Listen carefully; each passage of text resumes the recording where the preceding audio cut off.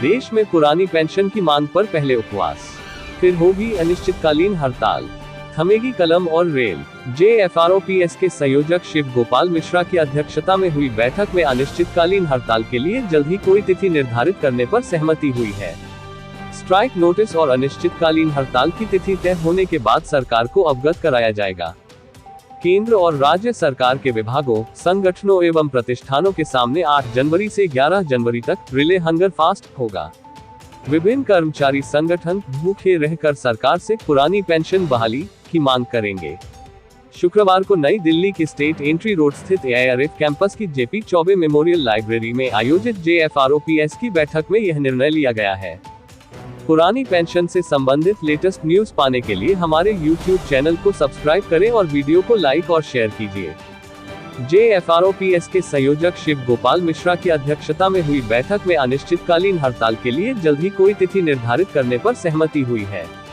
OPS के लिए गठित national joint council of action (NJCA) की संचालन समिति के वरिष्ठ सदस्य और एआईडीएफ के महासचिव श्री कुमार का कहना है, स्ट्राइक नोटिस और अनिश्चितकालीन हड़ताल की तिथि तय होने के बाद सरकार को अवगत कराया जाएगा। इस संबंध में कैबिनेट सेक्रेटरी को जेएफआरओपीएस के निर्णयों की जानकारी देने के लिए पत्र जारी होगा। देश में पुरानी पेंशन बहाली को लेकर केंद्र एवं राज्यों के सरकार कर्मचारी आंदोलन कर रहे हैं। इस मांग को लेकर दिल्ली और दूसरे प्रदेशों में कई रैलियां हो चुकी हैं। कर्मचारी संगठनों की एक ही मांग है, गारंटीकृत पुरानी पेंशन व्यवस्था की बहाली।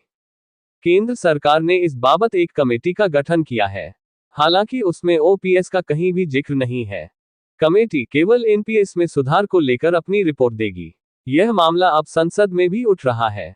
लोकसभा सदस्य नव कुमार सरनिया, दीपक बैज और कृपाल बालाजी तुमाने द्वारा पूछे गए सवाल के जवाब में वित्त राज्य मंत्री पंकज चौधरी ने बताया, ओपीएस बहाली के लिए सरकार के विचाराधीन ऐसा कोई प्रस्ताव नहीं है। साथ ही एनपीएस के तहत पेंशन निधि नियामक और विकास प्राधिकरण (PFRDA) में कर्मियों का जमा पैसा राज्य सरकारों को नहीं दिया जा सकता।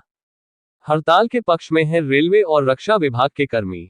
पुरानी पेंशन बहाली की लड़ाई अब अंतिम दौर की तरफ बढ़ रही है। अगर सरकार कर्मचारियों की इस मांग को नहीं मानती है तो उस स्थिति में अनिश्चितकालीन हड़ताल हो सकती है। कितने कर्मचारी अनिश्चितकालीन हड़ताल के पक्ष में हैं, ये पता लगाने के लिए केंद्र सरकार में 2 बड़े विभाग, रेलवे और रक्षा विभाग सिविल में स्ट्राइक बैलेट यानी मतदान कराया गया था।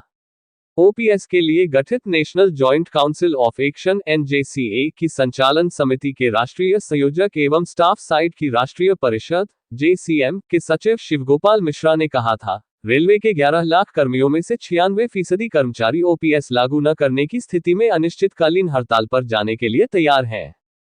इसके अलावा रक्षा विभाग सिविल के 4 लाख कर्मियों में से 97% कर्मी हड़ताल के पक्ष में हैं। शुक्रवार को जॉइंट फोरम की बैठक में अनिश्चितकालीन हड़ताल पर जाने के लिए निर्धारित तिथि की घोषणा करने पर सहमति बन गई है। पहले चरण में सरकारी कर्मचारी भूखे रहकर केंद्र सरकार को चेताएंगे। उसके बाद अनिश्चितकालीन हड़ताल की तिथि घोषित की जाएगी। अभी के लिए बस इतना ही, आगे भी ऐसे ही अपडेट आपको देते रहेंगे। आपको भी पाने के लिए हमारे YouTube चैनल अमेजिंग न्यूज को सब्सक्राइब करें और बेल आइकन पर क्लिक करें ताकि हमारे वीडियो आप तक सबसे पहले पहुंचे। जल्दी मिलते हैं नए वीडियो के साथ, तब तक के लिए नमस्कार।